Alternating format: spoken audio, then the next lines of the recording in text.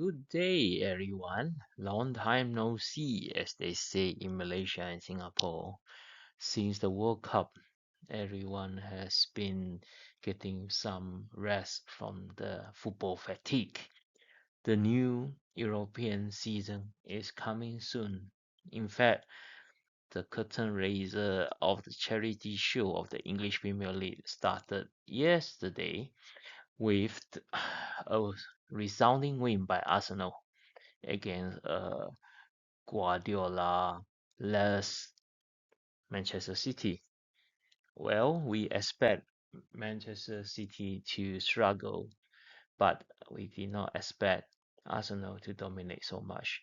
Arsenal has continuity, and I guess looking at how they continue to build their squad wisely will be a team to reckon with, not only in England, possibly in Europe as well, to give PSG a run for its money and probably a very good chance to get that elusive trophy that have been still missing in their cabinet, the Champions League.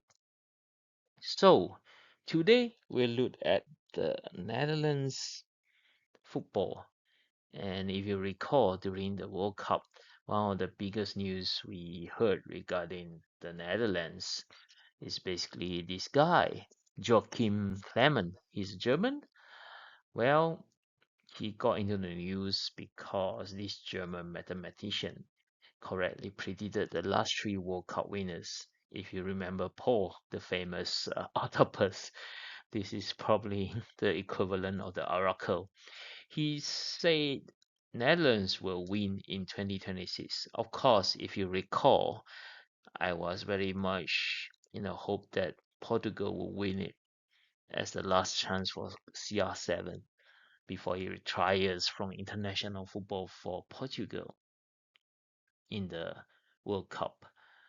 Well, even if that was my hope, I knew behind the back of my mind that France has a very good chance, and Spain, as always, as a Spanish uh, fan from the Raul days, uh, this has never been something I will ignore.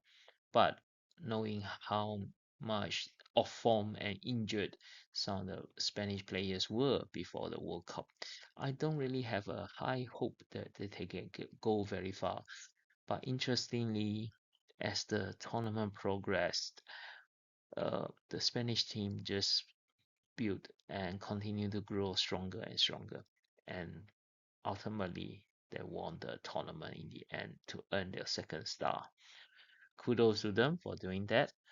But today, since we are looking at the Netherlands, when this prophecy was predicted because of how credible he had managed to predict for the last three editions of the World Cup,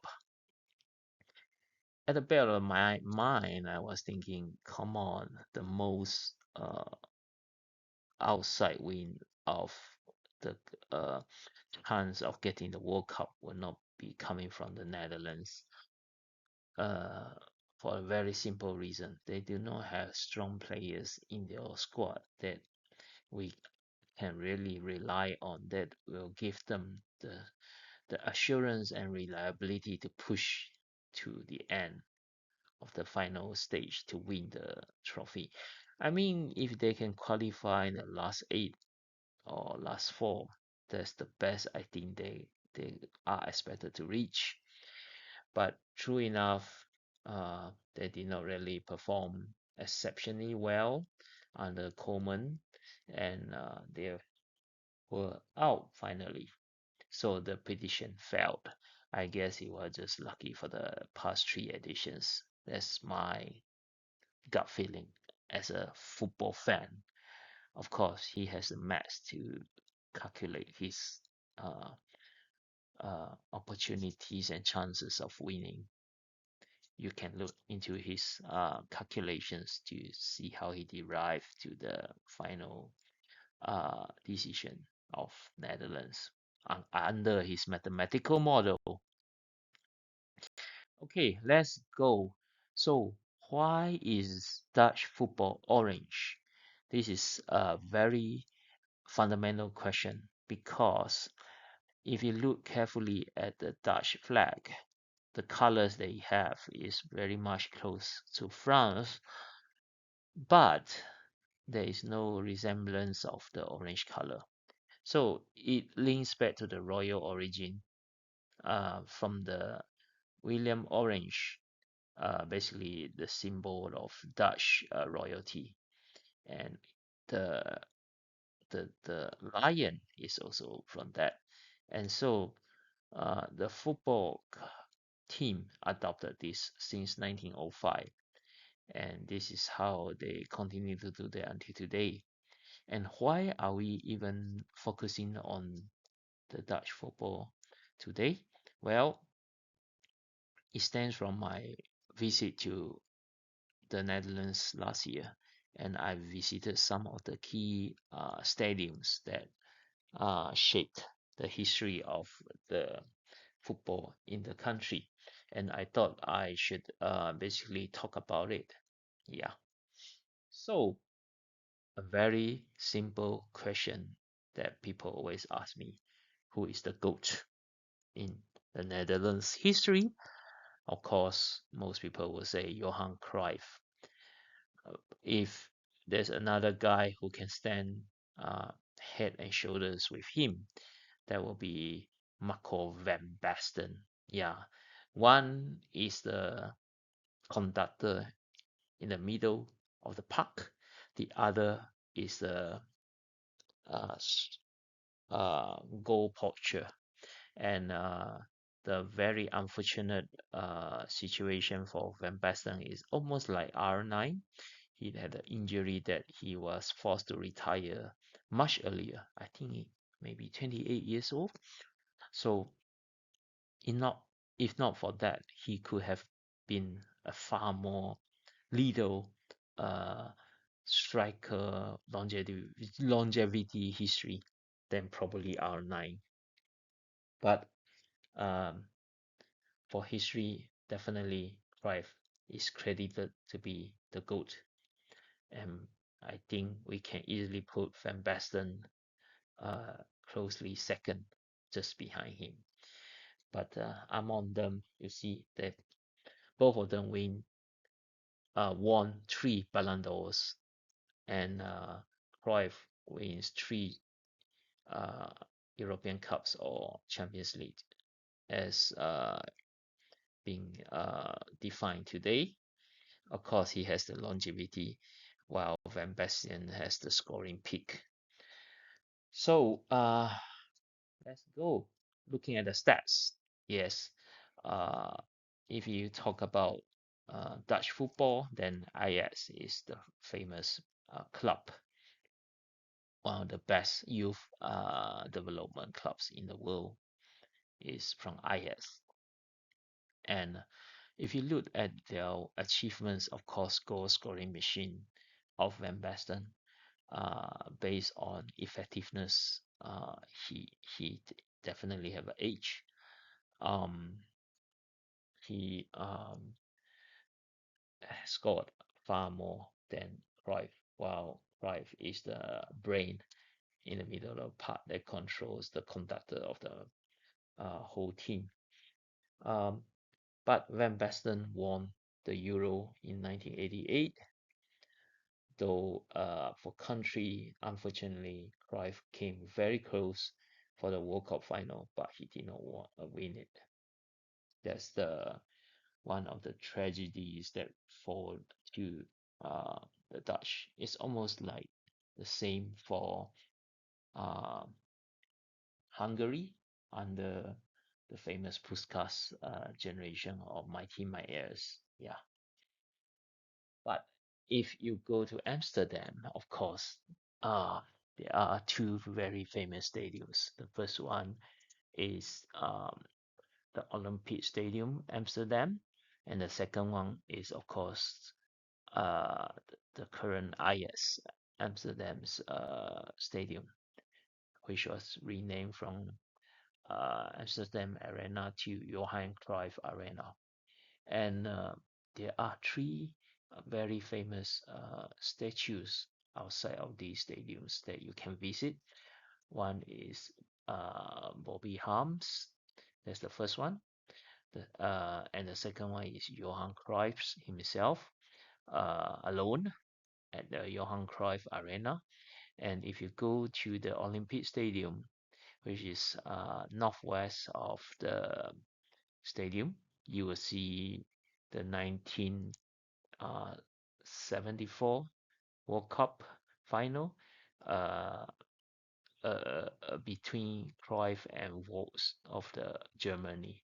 At that time, Germany won the World Cup with this battle between them. So I visited all three, and it was one of the important pilgrimage I need to do when I visited the Netherlands to basically uh, pay homage to the goat and the history of Dutch football. So the first statue is basically Bob Harms, and he's nicknamed the Kind Torturer, a symbol of loyalty, discipline, and Ajax culture. So this is like the people who built the club spirit, and this statue was erected in honor of him. And there's one very critical statue you could see just outside the stadium. The second one, of course, the man himself, yeah, the GOAT, the legend, Cruyff himself. Even the entire stadium is named after him. And this um, basically showcased the most famous, iconic number 14 and club legend of Ajax with this just outside the stadium. And then if you go to the Olympic Stadium, you will see this, as I mentioned, the statue basically depicting the 1974 World Cup final match between um, West Germany versus the Netherlands. And this foul led to early penalty for the Netherlands, but in the end, the Germans came back and won the match, unfortunately. Um, yeah, I also went to a restaurant in Amsterdam, and you see a lot of decoration of Ajax achievements over there. Ajax pennants, scarves, and trophies fill the space. Cruyff and Barcelona memorabilia echo his Amsterdam to Barcelona story, a cozy football setting that feels like a mini Ajax shrine. As you know, there's a close knit connection between Dutch football to Barcelona FCB, where the earliest influences of Dutch football on Barcelona. And there are three critical years that are being depicted here. So 1973 is the title role ends there, the peak of Cruyff's first Amsterdam Ajax era, and is where they won their third straight European Cup. This is equivalent to Zizou's three-peat for the current Real Madrid. Cruyff final Ajax season ends with a domestic double in 1983. Uh, uh, and then in 1985, the next championship belongs to the emerging Van Basten generation. So that is the second GOAT, and we compared earlier. And this is basically about Cruyff's ending and Van Basten's rise side by side over there. And this is very historical, depicting Dutch football's legacy that was shown over here. Yeah. So when I was in the airport, I also, of course, uh, saw many interesting football items that are there, including jerseys. Uh, Last year, it was the first Ajax home shirt in 34 years to carry the Restore Classic crest, and the red band is patterned with the city's three crosses. Black details complete the anniversary tribute, and this is to commemorate Amsterdam's 750th anniversary. Yeah, uh, the three St. Andrew's crosses are associated with the city. So this is quite a historical jersey. And then there are other uh, to be sold. Uh, several layers of football identity being sold to travelers. Orange shirts translate orange and KNVB lion into modern and retro souvenir styles. The black and red Ajax Amsterdam shirt combines the classic Ajax crest again with the city's three crosses, making the club city connection explicit. The black Ajax training shirt shows the same identity in contemporary performance styling. So, this is how Dutch football is famously uh, showcased. Of course, you can also buy the football. Uh, Strong fan culture side of things. Uh, the orange ball carries the lion and the national colors. The Ajax ball carries the classic crest, red and white palette, and Amsterdam's three crosses. They show how national club and city identity become accessible souvenirs for travelers who want a piece of Dutch football. This is, yeah, what they are famous for. And of course, I saw some magazines as well. Um, there's this 120-year orange special showing the national team pantheon, 100 greatest internationals and 20 memorable names with Cruyff and Van Basten again, but we have Snyder there, Wesley Snyder. And we have Van Basten's first major interview from 1983 uh, in one of the highlights here. And then the restaurant will also has last Ajax triumph to Van Basten's rise. Uh, we even have Frankie de Jong cover supplies the Ajax to Barcelona pathway. He's still there, but constantly injured. And with Rodri's imminent transfer, I'm not sure what is the future uh, of him in FCB now. So yeah, that's the current situation. And of course, you should very much know the Dutch Barcelona connection. Yeah, and it was just announced like on 12th August that Xavi Hernandez was officially appointed the head coach, succeeding Ronald Koeman again after he did the same in Barcelona. And this will go to 2030 World Cup. And you know, um, Total Football was invented by Rinus Michels, and Cruyff was his student. And then you have people like Van Gaal, Rijkaard, and these are the kind of football lineage that shape Barcelona and even him. Um, so this connection is really strong uh, because of Rinus Michels and Johan Cruyff, and then Van Gaal and Rijkaard. So Xavi was actually very influenced by all these people when he was in Barcelona. Um, so yeah, will Xavi be able to resurrect Dutch football to the glory days of Cruyff or even Van Basten? And there are some really great Dutch footballers who played for Barcelona, including Koeman himself, and of course Patrick Kluivert, the last of the lot. So we will see then for the future and fate of Dutch football. But I personally still have the same opinion that there is no one as great as all those past greats, even Rugulit and all that.